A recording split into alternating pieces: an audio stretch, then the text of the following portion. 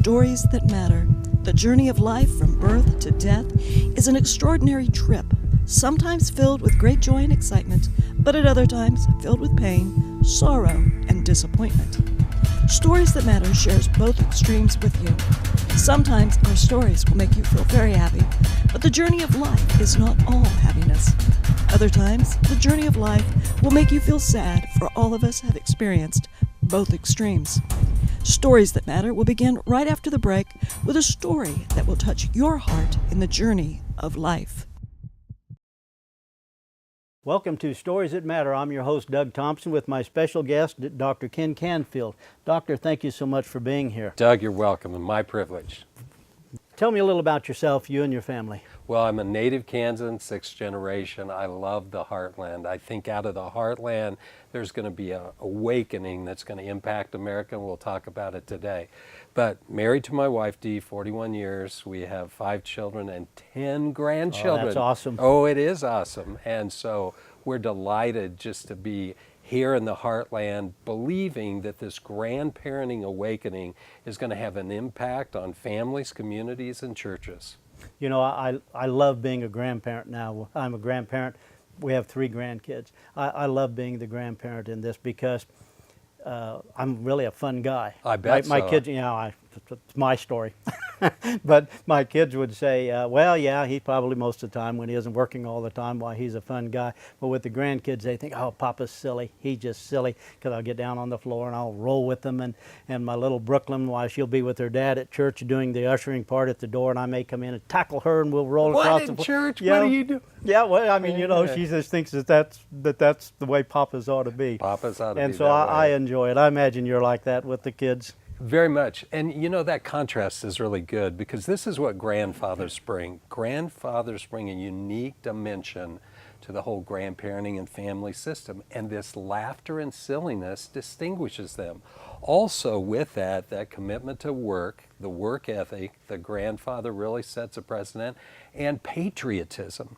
Conversely, grandmothers bring that family tradition, the meals, the history of the family. So we got to bring those two forces together, grandmothers and grandfathers, and create an awakening that's going to impact families. Man, you have nailed it. You have just nailed it exactly, because in our family, that's the dynamics. Connie, my wife, you know, makes the meals with the kids. Our daughter, Taylor, who's our youngest at 21, she just left for her ministry this morning, about 5:15. She's headed off to Alabama. She's a senior at K-State now, and she's off to Clio in Gulf Shores. Goes down every year with students from KU, K-State, and Missouri.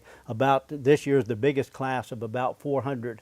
And they're going down to minister in the area. They work in the area, Wonderful. Pay their rent, and yes. and they just minister to kids. She loves it. Of course, she breaks her parents' heart because she got done with finals a week ago, comes home, and we put her in the car and say, head off for Birmingham tonight and then on into Gulf Shores. And boy, as a parent, that breaks your heart. It that does. breaks your heart. But you know, when you have the Lord, when you're trusting in the Lord, right, you can do that. Well, you recognize you're just a steward. Yeah. You don't own those children. You can't vicariously live your life through them, because that could be dangerous. You just raise them up and let them go, and those wings take them. And this is probably what's going to happen. She gets in that ministry, she's going to find some man that just sees the beauty and quality in this young lady, and that means grandchildren more. So I'm expecting big things from the Thompsons. Oh, well, we thank you so much. And you know, it's fun, and I know you'll get into some of this in a little bit, but it's fun when you always wonder, well, how good of a job did we do as parents? And then when you see your kids grow into parenthood, and you see them with their kids, then you know. And man, you can be so proud that the buttons can hardly stay shut on your shirt, because you're just so proud of those kids, your own kids, and then the grandkids, to see what they're doing, how they're working with them. And it's that saying before we went on the air I was mentioning about, it's so much fun to see the headlights come in, and so much fun to see the taillights going, because I can play hard and be exhausted, and so they get all the fun of me, and I can send them home with their parents. Yes, that is a story I hear over and over. But the impact of you doing those silly things, Doug, is profound. And just this fact, fathering is different than grandfathering. You have now the privilege to do things that you didn't have when you were a father. You had to make sure homework was done, make sure discipline was adhered to, you set standards and so forth.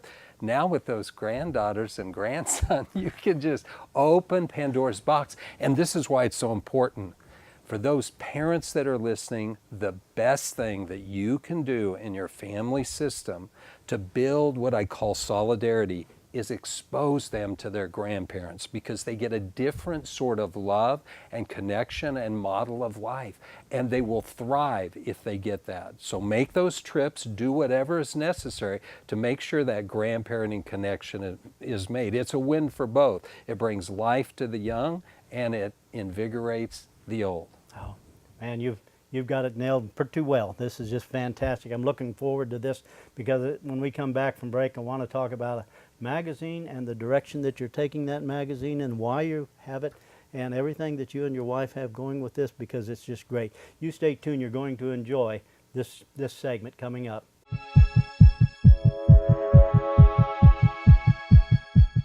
Welcome back to Stories That Matter. I'm your host, Doug Thompson, with my special guest, Dr. Ken Canfield. And Doctor, before we cut away for break, we were talking about just getting ready to start talking about a new magazine that you and your wife have created. And we were talking about this whole segment, this whole show is really geared towards grandparents. Mm-hmm. And I can share this experience with you. I'm an attorney and I'm a judge. And as the attorney, when I first started being an attorney, you know, there would be cases that because you're low man on the totem pole, you had to take some court appointeds. And some of the juvenile cases would be with kids who were truancy and those things. But over the course of about 3 or 4 years' time, I saw the juvenile court system changing from being pretty minor events to the crimes that mimicked and mirrored the adult system. Mm-hmm. And then all of a sudden I started seeing the people in the courtroom, and they weren't the parents, they were the grandparents who had to step in and become the parents of these kids, whether it was temporary or even a more long-term.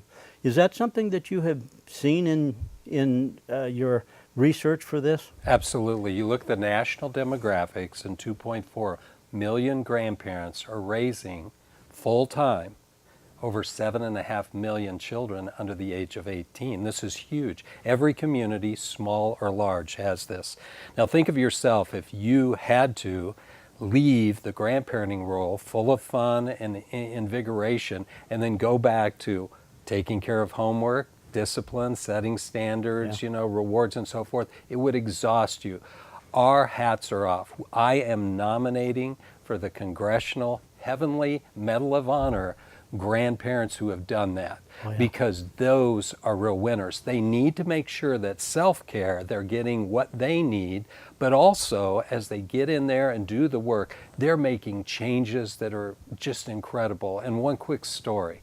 Okay. We all enjoyed the Olympics. There was a short little African-American gymnast. This is Simone's backstory. She was in the foster care system in Texas. Her grandfather went with a grandmother, not her natural grandmother, but through marriage, and said, we've got to get the grandkids out of the system. We want to be caretakers.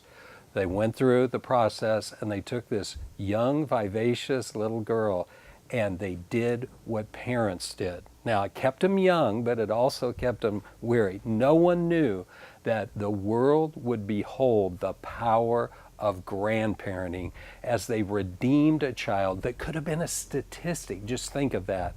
So we have examples. We ought to be encouraged, and not just big ones like that, simple every day. So I'm telling you, they are going to get the Heavenly Congressional Medal of Honor if I beat them there first. Well, and rightfully so, because I've seen so many grandparents who have stepped into that setting and done just a fantastic job. And I don't know what would have become of those little kids if they hadn't stepped forward and taken the initiative, and even though they had raised a family. And sometimes there's the traumatic event of a loss of a parent, and sometimes it's an event where a parent is temporarily impaired from bad choices they have made, And you know, it's grandparent steps into that, and I know now I can relate to that. You're physically tired at the end of the time, and you still have somebody with an awful lot of energy to go. Brimming. Yeah. Yeah, and grandparenting and then parenting a teenager, can you imagine? No, I Very, can't. very challenging. I would think that it would be.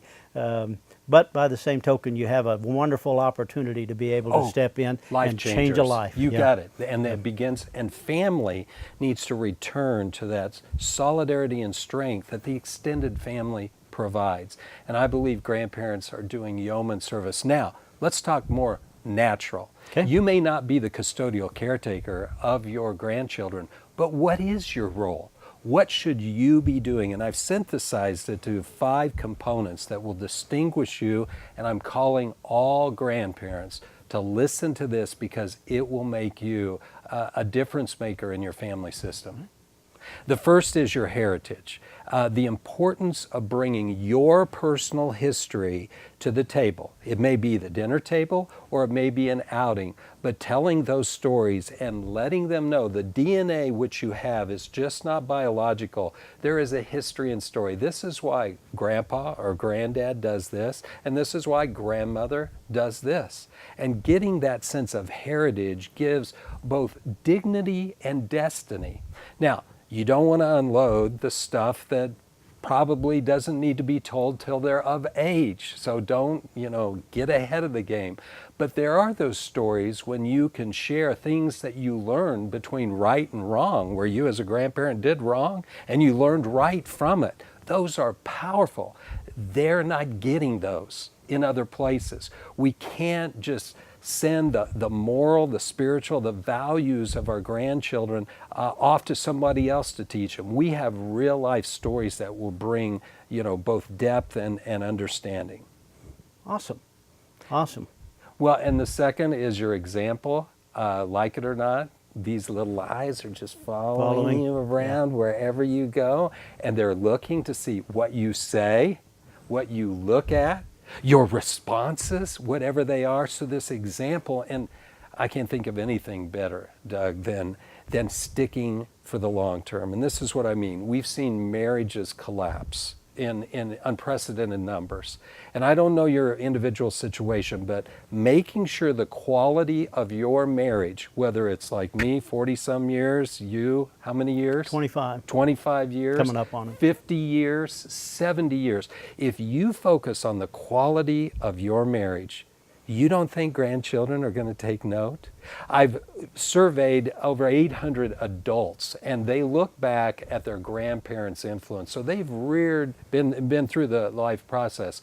And one thing that comes out over and over, my grandmother or my grandfather set an example, and marriage jumps often. And so the quality of that marriage is critical to maintain.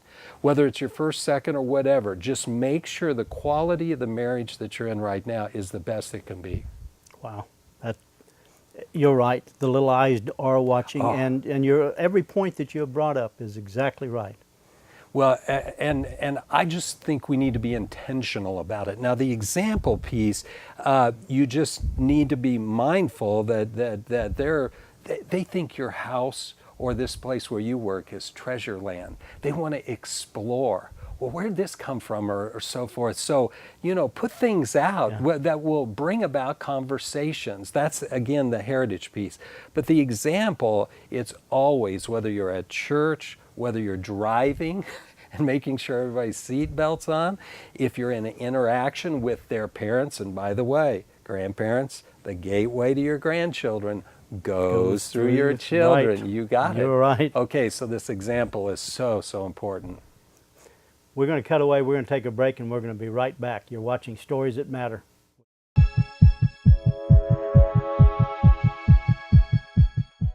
In a mission statement is the essence of a movement, and I want to unpack GrandsMatter mission statement. First of all, we're here for grandparents. You better believe it. Any type, shape, number, we believe grandparents are difference makers. Now, as a part of that, we're connecting hearts. What does a heart mean? It means that history and heritage. It means the example we leave. It means the attention and affection we pass on to our grandchildren. It means remembering the things past and teaching what we believe are valuable lessons to the next generation. And if we do that, we're going to unite generations. There is a crying need and a desire to connect with maturity. We can bring that to the table.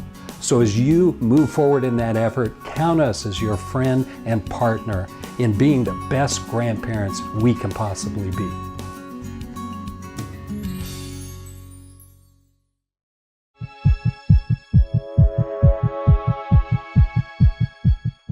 Welcome back to Stories That Matter. I'm your host, Doug Thompson, with my special guest, Dr. Ken Canfield. And Doctor, we were talking about, you were describing the 5 points, right. and then we cut away, took a break. Finish up on those points. Be glad to. Okay. They form an acronym, HEART, H-E-A-R-T. Heritage, example. The A is the affection. Grandparenting affection is just outstanding because you didn't even know when you became a grandparent, and particularly for grandmothers, that this flush of energy just comes over you, and you're in an aura thinking, what do I do with this? Just hold and look at this grandchild. You see generations. So your affection is different than parental affection or other affection. We need to lavish that affection through probably 3 ways: appreciation, encouragement, and blessing. The appreciation, we don't do that enough. Appreciating, who you are and how you're made, whatever difficulties came with this union we have. Many grandparents become grandparents through marriage, and children are acquired. The appreciation for that child is as important, and probably more important than if you have a newborn grandchild right there. Yeah. The need for encouragement, I can't say enough about. Just saying, attaboy, attagirl, hang in there, and particularly a grandfather is instrumental in their well-being. And blessing, oh, Doug, when a grandparent comes over, I have one of 5 of my grandchildren who we are close to. She doesn't leave our house till she hunts me down and looks me in the eyes. And you got something for me, Granddad? You better believe it, Grace. So I say a little blessing and prayer over her. That girl is ready to go conquer the world. Wow. I'm just going to follow along. So that's the A. The R is the restoration, and this is the tough work, Doug. There are no perfect parents or grandparents. Your grandparenting is an opportunity to resolve things with your children and set an example to your children's children. Now, some would say, I'm glad they have to deal with my grandson because they were like that on steroids. Yeah. Okay, you know that. But restoring and saying to your children, I wasn't the best father I could have been. Every father knows that. They could improve, and grandmother. Right. But say to them, I want you to know, I want to be the best granddad I can be. And if there's anything I can do, let me know. Well, first of all, that's going to diffuse a lot of stuff. Well, Dad, why are you saying this now? Because I'm on your team. We're a team together, so count on me. So this restoration may be reconciliation, may be forgiveness. You may have to go say, because you may have been traveling and gone when your wife raised the children, or there may have been family collapse or so forth, but be that restorative builder, and you are going to be reconciling and bringing back in sync this generational power. And lastly is this T for teaching. You're always teaching. You've got things in your pockets, you've got things in your mind, you've got things in your car. Use those as teaching tools, because we need teachers that come from the same cloth, that come from the same heritage to guide them. So there you have it, the heart of grandparenting. Those are distinguishing marks of grandparents. Excellent, absolutely excellent. And you mentioned a point in there that I wanted to go back to about the blended family. Yes. How important it is for the grandparents, and here comes a spouse that has a children or child from before, and how important it is to integrate that child right into the same response that you do for the natural grandkids from there. Yes, Doug. Let's just repeat that because it is so critical. You would think the joy of a natural child is just at the top. For the child, the grandchild, to know that there's that same sort of depth of care. Now, it doesn't happen immediately, you know, they come in and you know, you get used to each other and so forth. But if they see that reservoir is deep, that's many times the healing that they need to move on through whatever difficulty they may have come through, and then, you know, be the complete integrated person that God intends for them to be in your family. And I've seen so many powerful stories, and so we need to be embracing. Grandparents can embrace in a way that others can't. You shared that same message on national television, haven't you? Yes. What shows were you on? Well, I've shared, particularly from a fathering perspective of inclusion, but everything from World News Tonight, ABC, The Oprah Show, and so forth. And I was reminded that when people hear stories of changed lives and how, you know, leadership through either restoration or being intentional and proactive changes the outcome for children, teens, or young adults, you tear up. You then are reminded, I can do that, or somebody did that for me. Right. It's now my turn to do that for someone else. Well, you're exactly right. You know, there's many of those experiences I really hadn't thought through until I was listening to you here as we're going through this show, because in my own situation, I was one of 4 kids, and our dad was killed when I was 6. And my mom eventually remarried. And so all of those stories that you're talking about, those feelings, I remember them well, trying to integrate into with a different father. And I remember having the feeling that, well, that's not my dad. That's not my dad. Now, grandparent would have been different, and my stepfather did have a stepfather, so that was a step-grandparent to me. Wow. Never really made that connection up there, and for a variety of reasons, but one of which was the terrible loss that we suffered with the loss of the father, Right. because we were just so close. It's Traumatized. just exactly what you were talking about. Absolutely. It was, well, that person can do all of these things, and man, that's been taken out of our life. Okay, now 2 additives here. Grandparents, you have more time and more resources to devote to this healing process often than parents. And so here was a traumatized 6-year-old who lost his dad. There were other safety net or people that reached out that helped bring Doug Thompson to the man, now the grandfather that he is to be. And nothing's perfect, but it's that grandmothering and grandfathering. Let's stay in there. We're in there for the long term. That's a difference maker. Yeah. We're going to cut away. We're going to take a break. When we come back, we're going to share with the viewers how they can become involved in the project you've got going. Stay tuned.